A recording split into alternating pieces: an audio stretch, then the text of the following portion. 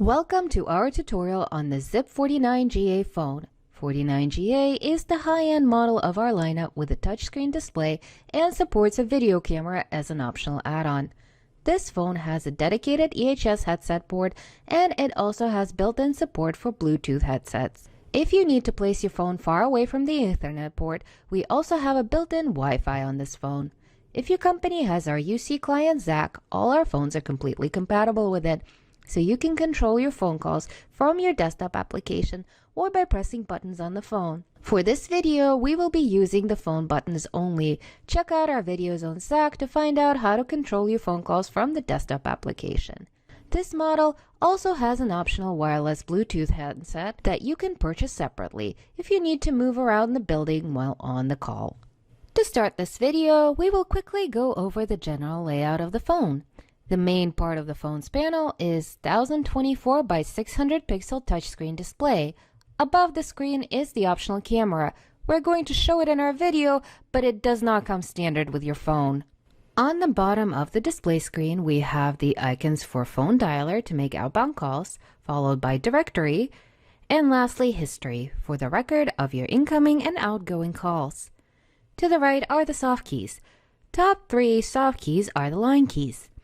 The rest of the buttons on the right can be customized. Soft keys are quick shortcuts to phone's functionality that can be configured by your system administrator. What kind of soft keys can you configure? There are many different options. A dedicated speed dial, busy lamp fill to monitor status of your coworker's phone, a button to log you in and out of a call group, button to initiate on-demand DVR call recording. You can designate a button to initiate a page or to monitor a particular park slot. We have a separate video or custom buttons for ZIP phones on Zultys.com. Check it out. Anyway, let's get back to the ZIP 49GA screen. You can scroll right on the home screen to access two more screens. The second screen has the apps like email or browser, and the third screen has the widget. Both these screens can be customized with the items you want to use. Tap an empty spot and select a widget over here to see a choice of what you want to add. From the home screen, slide down to get to the Contacts and Notification Center. You can turn on some common functions from here like Do Not Disturb or silence the phone's ringer. You can take a screenshot of the phone screen. This is also where the link to the settings screen is. The right side of the screen will have any unread notifications of missed calls. You can swipe left on a notification if you want to delete it. There is a message waiting indicator in the top right of the screen. It will flash when you have an incoming call. It will also flash continuously if you have a new voice message. On the main phone panel, there is mute and headset. Headset button can be used to switch the audio for a call you're on onto your handset. Obviously, this will only work if you're using a headset. Below is redial, which you can use to quickly call back a number you just dialed. At the bottom is the speaker button for answering calls on speaker. Moving left on the main panel, there is the dial pad. And when you finish dialing, you can press the send key to initiate the call. It works like a cell phone send button. Further on the left, we have a dedicated transfer button. We will see it in action later in the video. Then there is the button for placing calls on hold. To remove a call from hold, press the button for the second time. Below, we have the message button. You can click it to access your voicemail box. And lastly, you can click this button to adjust the volume. So now that you know the layout of your phone, let's see it in action. When you get an incoming call, you can pick up the receiver or click the speaker button to answer this call on speaker. Alternatively, tap answer on the screen. If you're using a headset, you can also answer the call with your headset by clicking the headset button, or you can click the button on the headset itself. To make an outbound call, tap the dialer icon here, dial the number, and then hit send, or pick up the receiver. If the person you're dialing also has video capabilities, you can select video call here. By the way, even if you're calling from a 49GA phone that doesn't have a camera, you can still receive the other party's video. To end the call, you can hang up the receiver or tap End Call button here, or if you're using a speaker, tap the speaker button. Next up, let's see what you need to do to check a missed call. The message waiting indicator is flashing to show that you have a new voice message, and the display has a note about this missed call. Tap here to view the caller ID of the missed call, or you can just click here to call them back immediately. If you dismiss the pop-up, you can view the recent call history here. And you can make a call from the screen as well. To listen to the voice message, click the voicemail button. You will need to provide your voicemail password. You will be prompted to set up the password and record your name and greeting. This is a very straightforward process. Just follow the instructions and it will only take a few minutes. Now, let's take a look at other options you have while on an active call. You can place a call on hold with your hold key. To go back to this call, click the hold button again. I can park a call so that a coworker can pick it up from another device. I press the More icon and select Park, and the screen will show the number of the park slot. For example, this call is in slot 01. To pick up the call, go to the dialer menu, select Pickup option, and type 01 for that park slot.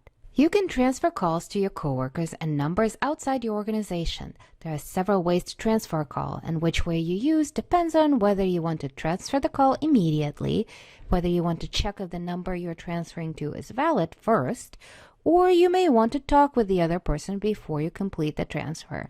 For example, I'm on a call with a customer who needs help from our billing department. Very simple and straightforward. I'm going to press the transfer button. This automatically places the call on hold for me while I dial the number of the extension and then click the transfer button again. For this example, I want to make sure there is somebody answering the calls for the billing department before I transfer the caller. I start by pressing the transfer button. With my caller on hold, I type the extension, but this time I press send. The line is ringing, which means that somebody is going to pick up that call, so I can safely press the transfer button again. This will send my customer on to the billing department.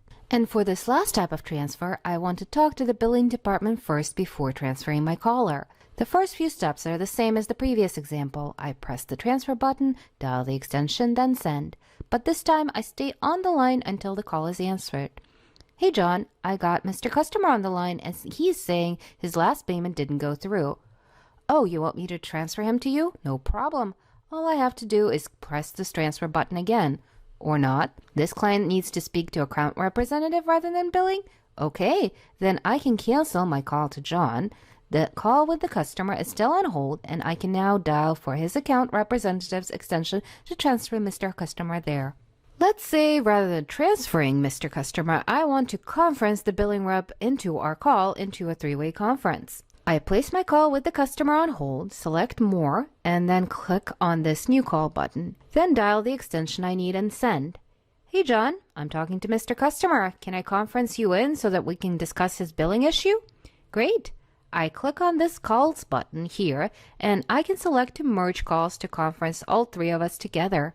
And finally, I'm going to discuss some features you can access through the settings. To get to this menu, slide down on the main screen to get to the Contact and Notification Center, then select Settings. From the main settings window, I can connect to Wi-Fi. From the Bluetooth menu, I can enable Bluetooth and pair it with my wireless headphones. I want to specifically mention call forwarding. It's a useful feature where I could forward my calls to another number or an extension. For example, I'm going to be traveling for a while and I want to forward all my calls to a coworker.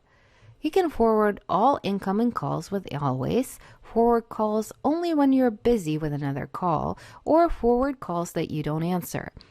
We will do Always. I'll tap here to enable, and the second line is where I enter the extension of my coworker. Finally, save the setting by clicking on the check mark on the top right. And from now on, all my calls will be forwarded to this call worker. When I get back to the office, all I need to do is go back to this menu and disable call forwarding, then save.